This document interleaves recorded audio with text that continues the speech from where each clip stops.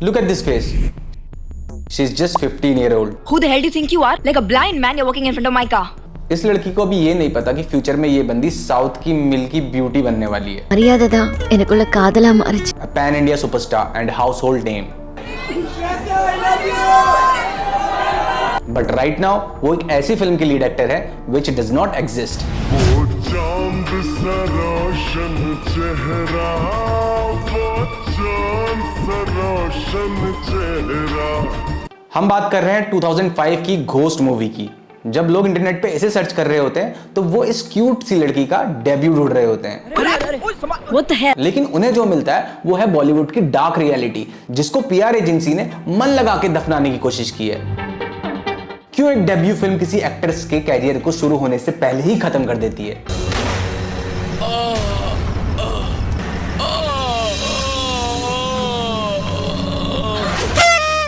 Welcome to the anatomy of flop by design. 2005 was a weird year for Bollywood. SRK was the king. और रानी मुखर्जी भाई साहब queen थी. And a small budget film starring two teenagers was thrown into a pit like a सड़ा हुआ मांस. तमन्ना was actually around 13 to 14 during shoot and 15 at release. उनके opposite hero कौन था? समीर आफ्ताब. आज कहाँ हैं? पता नहीं, और शायद किसी को नहीं पता. हो गई तुम सबकी कॉमेडी, रोज यही नाटक करते हो तुम लोग. डायरेक्टर कौन? शाब शाम सी, जिनकी फिल्मों की लिस्ट देख के लगता है ये मूवीज उन बोरिंग संडेज के लिए है जिसमें आपको रिमोट उठाने की हिम्मत नहीं होती है कि चलो जो चल रहा है चलने दो यार.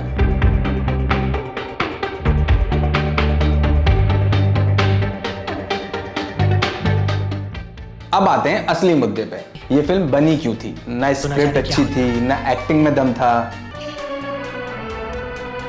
असली खेल था टैक्स राइट ऑफ और डिस्ट्रीब्यूशन हैच का. देखिए उस जमाने में कई प्रोड्यूसर इसलिए फिल्म बनाते थे ताकि वो अपने ब्लैक मनी को वाइट कर सके या टैक्स में लॉस दिखाकर अपने पैसे बचा सके. उन्हें फर्क नहीं पड़ता था कि फिल्म हिट हो या फ्लॉप. पैसों के मामले में मैं पैदाइशी कमीना हूँ. उन्हें बस एक हीरोइन चाहिए थी जो सस्ती फीस में काम करे. तमन्ना वॉज द परफेक्ट टारगेट. उन्हें लॉन्च पैड का लॉलीपॉप दिखाया गया, लेकिन वो प्रोड्यूसर के लिए सिर्फ एक एंट्री थी उसकी अकाउंट बुक में.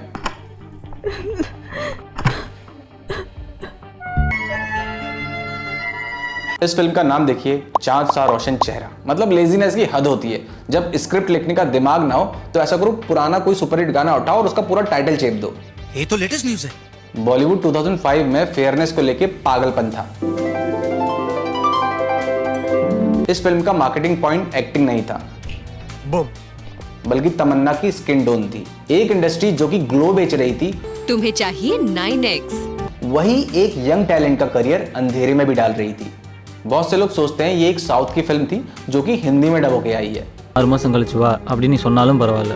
बिल्कुल गलत. ये एक शुद्ध हिंदी प्रोडक्शन थी, बल्कि साउथ इंडियन सिनेमा ने तो उन्हें सेव किया था. जब उनकी फिल्म इतनी बुरी तरीके से पिट गई तो मुंबई के हर कास्टिंग डायरेक्टर ने उनका फोन उठाना बंद कर दिया. मुंबई में तो उन्हें अनसेलेबल घोषित कर दिया था.